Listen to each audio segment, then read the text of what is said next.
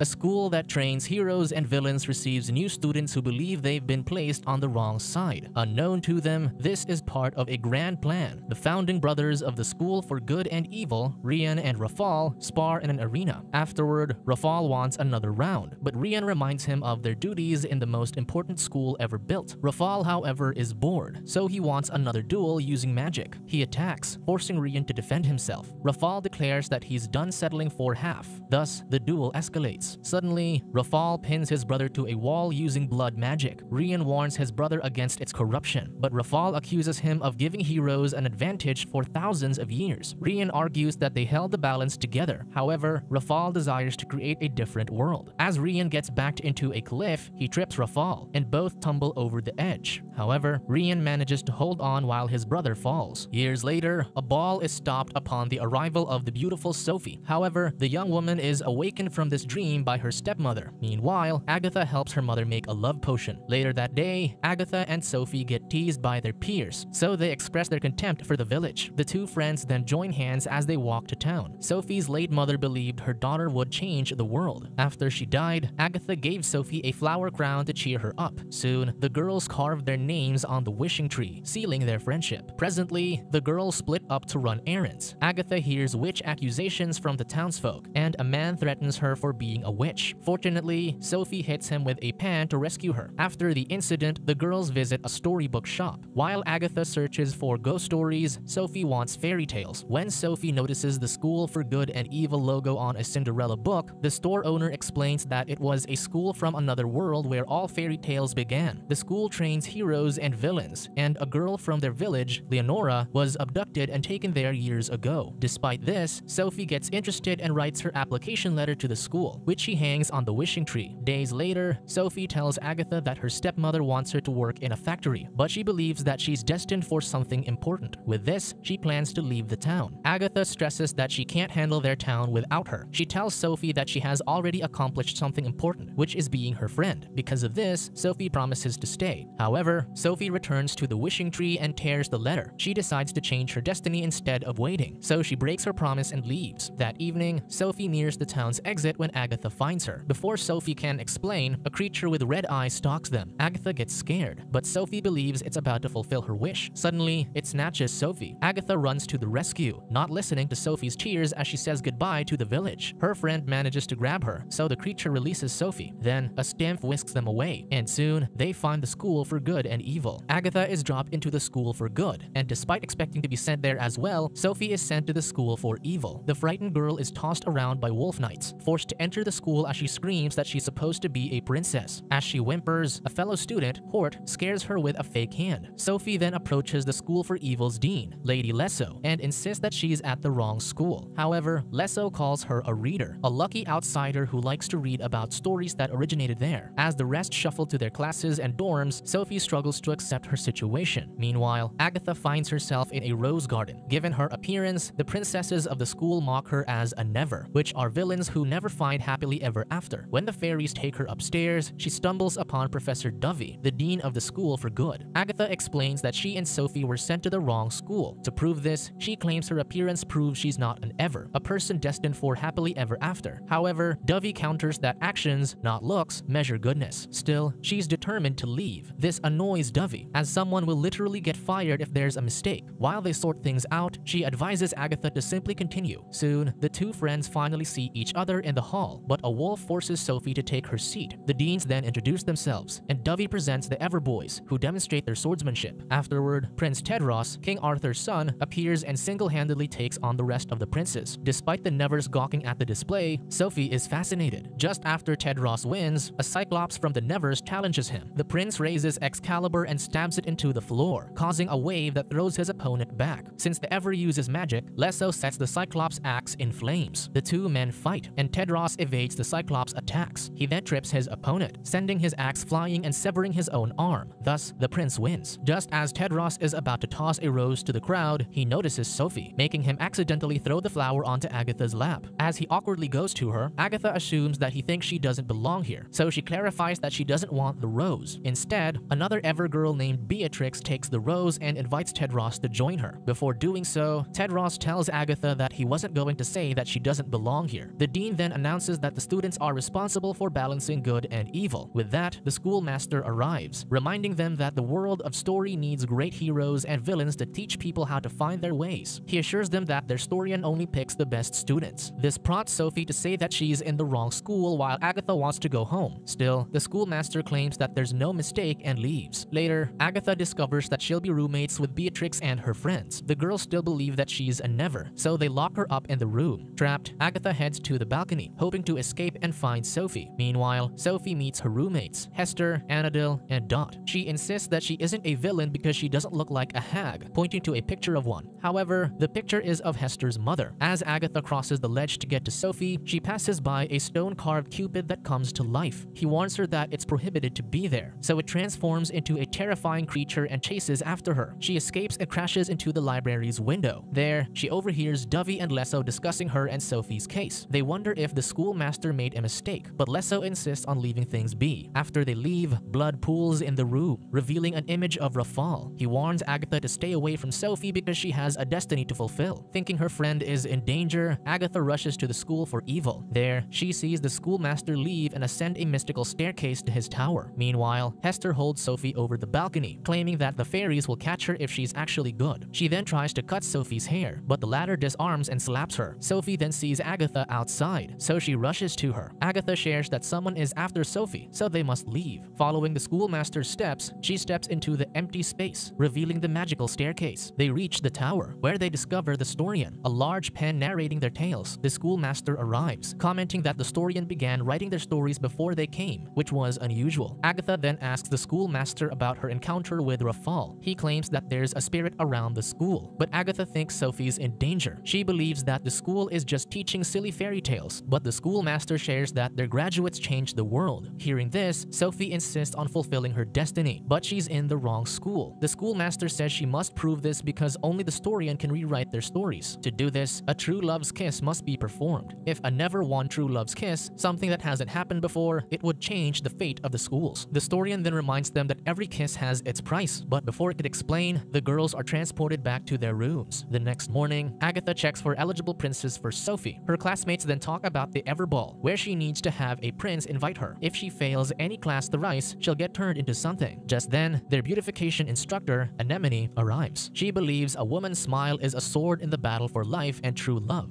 However, Agatha thinks it's shallow. When the instructor orders who to smile, Agatha tries but fails. Meanwhile, the uglification instructor, Manly, serves tadpole soup to his students. He believes that people will be forced to use their minds when they stop caring about their looks. However, Sophie refuses to drink the soup, so Manly orders Hort to help her. The lad apologizes and submerges her face in the bowl, delighting his peers. During lunch, Agatha meets Gregor, who also doesn't want to attend school because he's not destined to be a prince. He'd rather manage a grocery store but won't sell meat because he can't stand blood. He failed a class earlier after getting a tiny cut on his finger. He passed out from the blood and rolled down a hill, knocking over his classmates. Hearing this, Agatha advises him to follow his happiness. Suddenly, Sophie arrives and shares that she got attacked in ugly class. Agatha assures her that she found Sophie a prince to kiss, but her friend is set on Tedros. Agatha points out that he's with Beatrix, but Sophie insists that it must be a true love's kiss, so she instructs her friend to give Tedros her letter. Later, Agatha waits for Tedros, but Yuba, a gnome and the woods survival expert, orders her to get off of him as he transforms into his human form. As Yuba gathers the students, Tedros approaches Agatha. He sympathizes with her feeling overwhelmed about the place but comments that he has never met a princess like her. Agatha wonders if it's because the princesses always bat their eyes when seeing him, and Tedros confirms that he finds that boring. Agatha thinks she's also dull despite what her cat says. Tedros jokes that cats are good judges of character, which everyone will believe because he says so and he's a famous prince. Agatha teases that his ego needs a bigger crown, making him chuckle. She then gives Sophie's letter to him, and Tedros compliments Agatha for her unusualness. Yuba then takes the class into the Blue Forest, where they must survive to conquer any adventure. Agatha notices that Gregor has a cut on his forehead, which he got after failing a horse riding test. Yuba mentions that something pretty can be deadly. To prove so, he nudges a pansy flower which bites his stick. Afterward, he takes them to the pumpkin patch, which is benign by day and gruesome by night. Suddenly, a pansy nips Gregor, so he flees. Since he has already failed 2 classes, Agatha pursues and warns him of the consequences. However, a tornado captures Gregor and turns him to dust, leaving Agatha shocked. Meanwhile, Lesso tells her class that every villain has a talent, which is their weapon. She urges them to show their powers, so Hort Mort demonstrates his werewolf transformation, which only results in a single fur. In contrast, Dot transforms her desk into chocolate. During her turn, Sophie boasts about her ability to call her animal companions. Hester ridicules this, so she tells her to work on her mommy issues. Offended, Hester uncovers her stimped tattoo that comes to life. It chases after Sophie, so she smacks it, which Hester also feels. Enraged, the Never continues pursuing her. Afraid, Sophie yells out the window for help. Suddenly, a swarm of bees bursts inside and attacks Hester's stimph, making the Never squirm in pain. Sophie yells at the bees to stop, but they form Rafal, who praises Sophie, surprising Lesso. After he disappears, Hester's stimph drops to the floor. Crying, she lets it crawl back into her skin just as her friends gather around her. Lesso then drags Sophie out, explaining that Rafal is the schoolmaster's brother who was once the most powerful being in their school. Sophie's powers drew his attention, but the girl claims she doesn't want them. Pissed, Lesso argues that her behavior earlier proves that she's a Never. After she dismisses Sophie, Lesso promises to deliver the girl to Rafal, her love. Meanwhile, Dovey teaches her class that good never attacks but only defends. A student agrees that if good attacks, it's no longer good. However, a mournful Agatha questions what happened to Gregor, and Dovey just defends that the school has rules. Moving on, Dovey describes the wishfish, who understands desires. This makes Agatha think that students who failed were turned into animals. The professor defends that not everyone has a story, but the animals can still be a part of someone else's. She says the fish can grant wishes if they are strong enough. When Beatrix wishes, she sees herself and Tedros dancing at the ball. On Agatha's turn, she wishes for them to return home. The water starts swirling around, and she pulls a girl out of the water. The girl reveals that she failed 100 years ago, yet Agatha is the first to wish for her freedom. She thanks her before passing away, disappearing into a golden dust. Just then, a stem flies toward them. This scares everyone, but it corners Agatha. Since it doesn't attack, Agatha realizes that it's Gregor. Tedros suddenly swoops in and stabs the stem to save the princess, but Agatha punches him for killing her friend. Dovey sends the other students away while Agatha mourns. The girl argues that destroying people who fail to live up to their standards isn't good. However, Dovey believes everyone has a purpose and that she will soon find hers. When Agatha rejects this, Dovey yells at her, saying that good was true back then. Agatha just saved the poor girl despite living in the age of self-centeredness, proving that she's an ever and the first princess in a long time to understand what it means to be good. During lunch, the two friends meet up. Sophie shares about the bees and Rafal, so Agatha insists on leaving now. With that, Sophie asks about her letter, and the prince suddenly approaches them, forcing Agatha to give them privacy. Before Sophie can talk to him, however, a wolf knight takes her away and locks her in the doom room with Lesso. The dean reveals that Rafal chose her to save the school, yet Sophie is more focused on Princess. The girl pleads, but the dean insists that she has to choose a side. She holds an axe to the student's neck and says that Rafal only wants someone truly evil. Since her beauty keeps her from who she is, she chops off Sophie's hair, leaving her sobbing. Back in her room, Rafal appears in Sophie's mirror. He claims that her mother was right that she's special, but others refuse to recognize her. When he urges her to do what she wants and take what they don't give her, she gets inspired. Meanwhile, Agatha questions Tedros about why he didn't save Sophie from the wolves. He argues that he only saves princesses. However, Agatha reveals that the stimph he killed was Gregor, adding that he needs to think for himself to see beyond the black and white the school wants him to see. The next day, Agatha worries that Sophie isn't at the gathering. Since everyone will soon have access to their magic, Tedros assures her that she wouldn't miss the event. He then shares that people believe she's a witch, which isn't new to Agatha. However, he insists that he doesn't believe this. When Agatha walks away, her gown gets caught in Tedros' sword, and he catches her, making Beatrix jealous. Afterward, the deans explain that unlocking their finger glow gives them spellcasting magic, so the students line up to activate it. Suddenly, Sophie arrives with her new look, surprising everyone. She steps up to let Lesso activate her powers and thanks her for helping her embrace herself. For days, Sophie channels her evil side, even becoming her roommate's leader. This worries Agatha, while Tedros becomes curious. One day, Agatha confronts her friend to discuss Tedros' history. She dismisses her, thinking she has everything under control, but Agatha insists. When asked why she's changed, the Never says she's tired of being pitiful. Unwilling to believe that she's evil, Agatha explains that Tedros' father married Guinevere for her beauty, but she betrayed him. Arthur died of heartbreak, so Tedros won't fall for someone for her beauty. She urges Sophie to prove she's worthy of his love. When she agrees, Agatha discreetly watches as Sophie approaches Tedros, who's practicing archery. When he claims that only someone pure of heart can shoot straight, she takes Tedros' bow and arrow to try. However, he notes that Nevers can't shoot straight due to their impure hearts. Still, Sophie insists, so Tedros guides her. Agatha feels jealous seeing them close, yet she secretly uses her powers to let Sophie's arrow hit the bull bullseye. This impresses Tedros, so he invites Sophie to hang out. In the hall, the Nevers feel betrayed seeing Sophie with Tedros, while Beatrix gets envious. Tedros warns Sophie that the school will fall apart if they get together. She doesn't care, so he adds that everyone will go crazy when he takes her to the Evers ball. Hearing this, Beatrix tells Tedros that he can't take her to the ball as she's a Never. When Hester defends Sophie, the Evers and Nevers fight until the deans stop them. To discuss the matter, the deans and schoolmaster hold a meeting. Dovey insists that Nevers and Evers cannot date, but Tedros wants Sophie to be his queen, and she was sent to the wrong school. To prove their love, the schoolmaster proposes a trial by tale where they must enter the Blue Forest from opposite directions and reach each other. That evening, the two prepare for the trial, but the deans warn that real danger exists. Sophie and Tedros are handed a handkerchief which they must drop to surrender. The two then enter the forest in opposite directions while Agatha figures out how to get in secretly. Inside, Sophie calls Tedros, hoping he'd find her. She arrives at the flower field, only for the pansies to attack her. She desperately escapes and reaches the pumpkin patch, but the Reaper moves and attacks her. Sophie rushes away but trips. The Scarecrow attempts to pounce on her when a bird repels it before turning into Agatha. Hearing Tedros, Agatha tells her friend to go to him and kiss him so they can leave. While she hides, Sophie meets Tedros, but the Reaper leaps between them. A fight ensues, and the prince gets disarmed. He fights with his shield, but the Reaper's weapon penetrates through it. Tedros asks Sophie to throw the sword to him, but she hesitates. With no choice, Agatha retrieves Excalibur and takes the risk of passing it to him. This allows the prince to behead the Reaper. Seeing Agatha, Tedros figures out that Sophie cheated by bringing her. He believes she saved him because Sophie wouldn't, but the latter points out that the prince should save the princess. Still, Tedros realizes her true colors, so he drops his handkerchief, thus getting transported out of the forest. Heartbroken, Sophie accuses her friend of plotting this, but Agatha asserts that they'd be dead without her. Still, Sophie decides that a princess and a witch can't be friends, so she drops her handkerchief, leaving Agatha alone. When she looks up, Agatha sees Rafal and realizes that this was his plan. Back in school, Dovey confronts Agatha, disappointed that she tried to help Sophie when she believed that her friend was good. However, the girl argues that people are complicated and no one is purely good or evil. Since they do nothing when evil is present, Agatha thinks their rules are terrible. Dovey argues that Sophie isn't dangerous, but Agatha says Rafal is, surprising her professor. Dovey didn't know that he was back, despite Agatha having told this to the schoolmaster and that Lesso saw him in class. Meanwhile, Sophie receives Agatha's letter of apology. She cries, missing her best friend, but Rafal appears to her, showing her a fabricated exchange between her friend and Dovey. He instills in her that Agatha is trying to drag her back to their village. As she looks in the mirror, Sophie notices acne, so Rafal assures her that she'll still emerge as a beautiful and powerful queen. He promises to give her the abilities she dreams of, so Sophie accepts his blood magic. Meanwhile, Dovey questions Lesso about Rafal's return, so she confirms that he wants evil to win. However, Anemone doubts this since his initial goal was to destroy both schools and keep the magic to himself. Just then, the schoolmaster arrives, announcing Sophie's disappearance. He worries that she might side with Rafal and destroy the school, so the professors search for her. While they do, the schoolmaster orders Agatha to attend the Evers ball in case her friend goes there. Unbeknownst to them, Sophie researches for spells to reverse her hag transformation. Lesso finds her but is surprised that she's transforming. The girl thinks the professor is jealous, having figured out that she's Leonora, the girl who went missing from their town. She was also an ambitious but lonely reader, so Rafal brought her to school after seeing her villainous capabilities. Despite Lesso's efforts, he was disappointed in her. When Lesso asks what Rafal promised her, Sophie shows her blood magic, surprising the dean. Meanwhile, Agatha attends the Evers ball, looking for Sophie. Tedros wonders why she continues to help her, so the girl defends that since childhood, Sophie protected her from the village. Tedros then shares that after she saved him from the Reaper, he saw the world in color. No one has defended him before, so he confesses his love for her. However, Agatha warns that Rafal is using Sophie to destroy the school. Just then, Sophie arrives as a hag. Sophie reminds Tedros that she's his date, but since she betrayed him, he wants Agatha instead. The Everboys then unsheathe their swords at the hag. Angered, Sophie uses blood magic to heat their swords, forcing them to release their weapons. She then calls Agatha her nemesis, so their story can't end until one of them is destroyed. After she leaves, the Evers discover that the faculty have been turned into dolls. Fearing that Sophie will destroy them all, Tedros gathers the Everboys to attack the Nevers and kill her. Hoping to stop the fight, Agatha flies into the other school, which is holding the first Nevers ball. The dance is interrupted by the princes at the door, but Agatha tells Sophie that the Evers are just scared that she'll attack them. Finally, the Everboys break in, and Sophie welcomes them. Realizing what she's planning, Agatha warns the princes, but they shoot arrows at the hag, and Sophie turns their arrows into flowers. Since the school believes that evil attacks and good defends, the Evers have become evil and the Nevers have become good. The magic then transforms transforms the Nevers into princes and princesses, including Sophie, whose hag appearance disappears. The princes are then turned into villains. Still, Tedros unsheathes Excalibur, but Agatha steps in, begging her friend to stop. However, Sophie declares that it's their turn to defend. War ensues between the students. Dot sets the Evers on fire, so Tedros leaps to attack her. However, Hester's stimph throws him off, and when the Evers restrain her, Sophie controls her stimph to assist. The Evers throw spears at the stimph after it frees Hester, so Anadil controls the spears to drop on the princes. Sophie uses blood magic and orders Hort to attack Tedros. Calling her his queen, Hort knocks out Tedros. When Agatha rushes to him, Sophie binds her with magic. She declares that this is her happy ending, but Agatha questions if this is how she plans to change the world. She reminds her friend that blood magic corrupts and that Rafal is their enemy. Still, Sophie throws Agatha off. She then flies to the schoolmaster's tower, where she discovers that Rafal has been posing as the schoolmaster. He reveals that he granted her wish and brought her there after the seers saw her potential. Sophie admits to enjoying the power, so Rafal believes she's meant to be evil. He shares that he and Rian were entrusted with the Storian because their bond overrode their warring souls. As long as they're together, they are immortal and young. However, time dissatisfied him. After falling off the cliff, Rafal flew back and stabbed his brother. He assumed Rian's identity to destroy the school's balance by corrupting the good. He rewarded them for foolish acts like burning old ladies in ovens, making mermaids cut their tongues, and forcing women to dance in red-hot iron shoes. Because of this, good became vain and weak. He then praises Sophie for defeating the school in weeks, calling her chaos itself. Meanwhile, Tedros and Agatha reunite. When he insists on defeating the Nevers, she points out that they should be after Rafal instead. Agatha begs him to trust her, reminding him that he saw the world as not just black and white. She knows they can save the school by saving Sophie, so Tedros promises to follow her after he saves the Evers. With no choice, she goes alone. In the tower, Rafal offers Sophie to be his queen in ruling Never After. When they kiss, evil finally wins true love's kiss, and Rafal's power surges. This causes the two schools to collapse. Realizing that her friends are in danger, Sophie grows concerned, but her new love insists that they must clean the slate to allow true evil. Sophie clarifies that she only wants to rule them, not to kill them, but Rafal insists that anyone who can challenge them is dead. Thinking of Agatha, she cries, but he reminds her that she has already betrayed everyone. However, Agatha soon arrives, and Sophie runs to her arms. Rafal reminds the Ever of what happens to those who thwart true love. Agatha argues that this isn't love, and good always wins because they fight for each other. When she declares that he won't have Sophie for as long as she lives, Rafal takes the challenge and throws the Storian at her. However, Sophie saves her, taking the Storian to her heart instead. With this, evil is reversed, and the school begins to rebuild itself. Apart from that, the Nevers and Evers start helping each other recover. As Rafal watches this, Tedros sneaks in and attempts to attack him. However, Rafal throws him back and pins him to the door. Before Rafal can stab Tedros, Sophie uses her last strength to throw Excalibur. Agatha catches it and slashes the villain across the chest, killing him. Agatha then runs to her dying friend. Sophie apologizes, and her friend assures her that she's not evil but is a human who makes mistakes. With her dying words, Sophie tells her best friend that she loves her, begging for her to return. Agatha kisses her, saying that she loves her too. Her tears fall on Sophie's blood, and her love heals her wound, reviving Sophie. As their true love returns everything to normal, Sophie asks to go home, and Agatha agrees. Finally, the Storian concludes that the girls have defeated the greatest threat the school has ever faced. The faculty also returns to normal and finds the Nevers and Evers gathered together. Dovey thinks this could allow them to unite their schools, and Lesso considers this. The two then move to hug but stop and decide not to rush into things. Soon, a portal opens for the two friends. However, Sophie thinks Agatha should stay with Tedros. Tearfully, she thanks her friend and kisses Tedros. However, she decides not to leave Sophie, so Agatha says she hopes to see him soon. The girls soon awaken at the wishing tree and celebrate. They happily return to their homes, and things go back to normal. However, Agatha still gets mocked as a witch, but since they have their magic, they let birds rain down on their bullies. Unbeknownst to them, Tedros' arrow pierces the vortex between their worlds, asking for help. A knife then destroys his arrow as something still threatens the school for good and evil. Subscribe to watch more videos like this, turn on notifications and leave a like to help the channel out. Thank you for watching.